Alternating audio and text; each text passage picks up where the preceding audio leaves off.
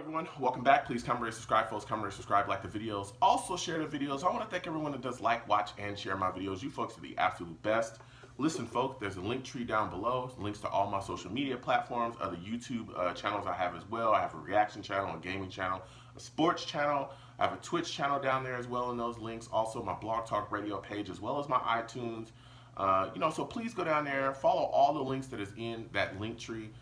Follow me across my YouTube pages, also my social media platforms as well. I love interacting with folks. I love, when I post content to go back and forth with people, particularly as well on my social media pages. So please go down there, check all those links out, and please subscribe to all those platforms, turn on your notifications for them as well. And as well, I want to thank everyone that was involved, with me in the stream today. Loved going back and forth with everybody. Also want to thank everybody that called into the show as well. I had a blast talking to you folks about this awful ass team. You folks really made my day, so I want to thank you folks for that. So now with that put to the side, I want to talk to you folks about the Jets losing to the Colts 36-7. 36-7. The Jets got their butts handed to them. And let me tell you something, man. I tried to make this video a couple times and didn't work out too well. But, maybe I'll get it on this one. You know what I'm saying? I ended up cursing and screaming and stuff like that. But, listen, I'm going to start with the defense because I think I got this one. I think I'm going to make it to this one. You know what I'm saying? The defense was terrible. The defense did not play as well, as we were hoping. One of the things we came into the game with saying is, hey, look, these Colts, they got weapons. They got guys that can get after it. We got to make sure that these guys are covered. One of the guys that I talked about, quite a bit, was Ali Cox, their tight end. I said, hey, this dude's a big body. This dude gets out. You got to make sure that you keep him in check. T.Y. Hilton as well. Was worried about him too. Pascal. there was guys. And it just seemed like there were guys just running wide open in our secondary. I don't know if I know we were running a zone at times. They were just running wide open. There was just no one around. Ali had a big catch for a big gain. He was wide open when he caught that football. It just seems like the Colts players were just running around. Nobody was around. Nobody was trying to check him in coverage. We couldn't get enough pressure on Phillip Rivers. Go figure. We have no pass rusher. We haven't had a pass rusher in, 10 years. Probably since John Abraham, we have not had a real pass rusher, and it showed today. We didn't get much pressure on Phillip. We gave quite a bit of yards up on the ground. I think they had 119 yards on the ground we gave up. That was between Taylor and their other running back, Wilkins, I think is his name. So that wasn't, very good. Taylor definitely was running through some wide open holes at times where it was like, what is going on out here? Pierre Desir, trash. We need to get that guy out of here as soon as possible. He had a penalty that costed us. He was terrible. That guy's garbage, and he needs to go as soon as possible. That's a bad free agent signing by Joe Douglas. But I'll tell you what, the thing that really sent me to another galaxy today, okay? If you really want to get a play that signified how the Jets handled the Colts game today, nothing amplified how bad the Jets were playing than when Brantley McDougal whiffed on a tackle on 4th and goal and allowed their running back to just walk in. Let me set the scene for y'all. For some of y'all, maybe you didn't watch the game. The Colts are on the goal line, okay? They run a running play on the goal line. A hole opens up, right? Brantley McDougal's on one side. The running back is on the other side trying to get into the end zone. Now, all Bradley had to do was come downhill and make the tackle. What did Bradley do?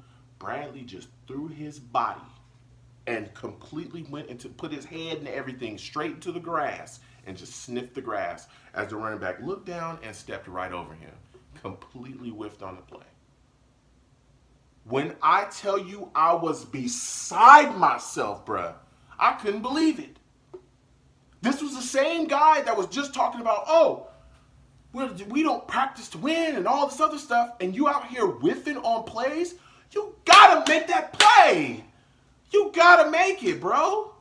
There's no ifs, ands, or buts about it. You gotta make that play.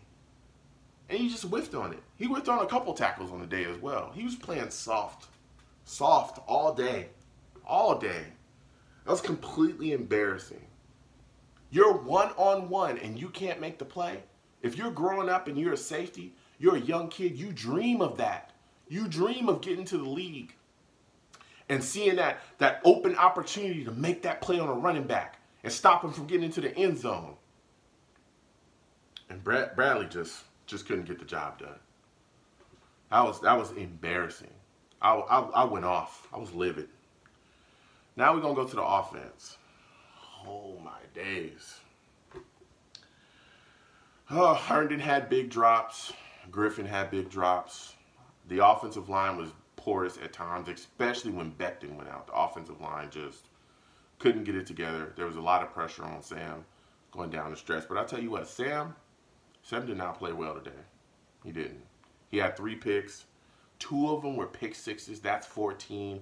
Then he had a pick in the red zone. He threw a pick in the end zone. You know, that was a killer. I mean, he just didn't look good. But I think a big part of that, a big standing out part of that was, listen, Gase today, he came out initially, he had Sam rolling out of the pocket. He was using, trying to use, I think, like a 3 tight end set. And I was like, we were kind of impressed. I was impressed, at least. I was like, whoa, this is something we've never seen him do. He finally has listened where he's rolling him out of the pocket. But it seemed like the Colts saw what was going on. And then once they made the adjustment, there was no adjustments from him. There was nothing. He just stuck to the playboard, didn't make the adjustment, stuck to the play sheet, the one he came in with, and that was it. And the Colts just continued to go and take advantage. And again, with the picks thrown by Sam, it just, dude, they just killed us. They just killed us. They got after it. I mean, absolutely got after it. And look, Sam did have a good drive where he came down. He was able to make some plays with his feet. He had this amazing play where he spun out of the pocket. A guy grabbed him. He got away from that guy. He came back across to the right. Another guy grabbed him. He got away from him. He ran in between 2 offensive linemen, was able to find a strike and throw it to Barrios for a touchdown. But outside of that, he didn't look good on the day. He looked skittish. He looked afraid. He looked like he didn't trust his offensive line. His mechanics are regressing, throwing off his back foot. Listen, you got to fire Adam Gase, man. You got to get this dude out of here as soon as possible, bro. Everything that we talked about, the play calling, the not making adjustments, all that stuff, we saw it again.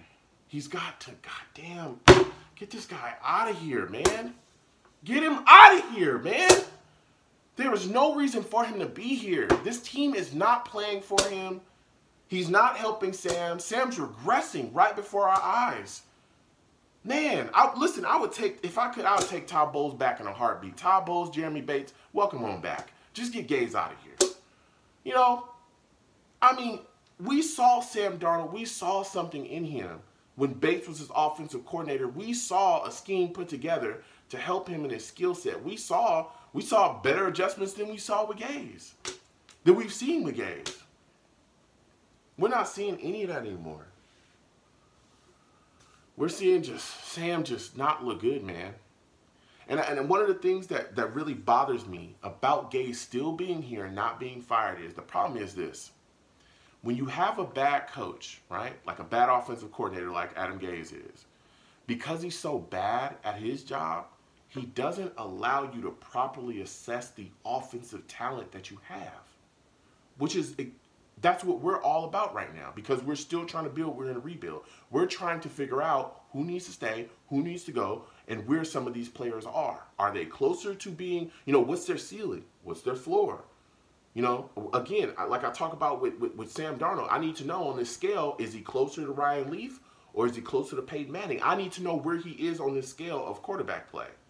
But when you have a mind like Gase, when you have a coach like Gase in the building, he doesn't allow you to properly, assess the talent because he's so bad at his job.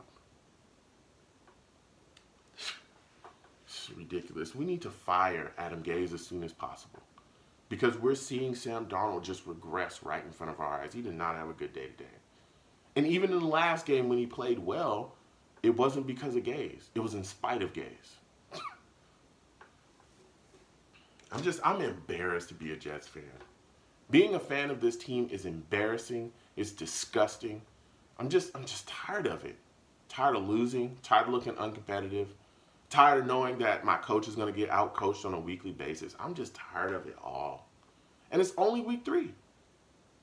It's only week 3. So, folks, please comment down below and let me know what you folks think. How do you feel about Sam Darnold, the way he played? How do you feel about Adam Gase? Do you want him fired? Because I do. What are your thoughts about Herndon? This guy had a big hype tree coming in. He hasn't done enough. He dropped a lot. Had some drops today. I mean, Sam put it in his bread basket and he dropped it. What are your thoughts about Griffin? What are your thoughts about the offensive line? Oh, man, once Becton went down, it was tough. What are your thoughts about this defense, especially Bradley McDougald? I need to know what your thoughts about him are. So please comment down below, folks. I'll be going back and forth with you. You folks have a good one. Peace.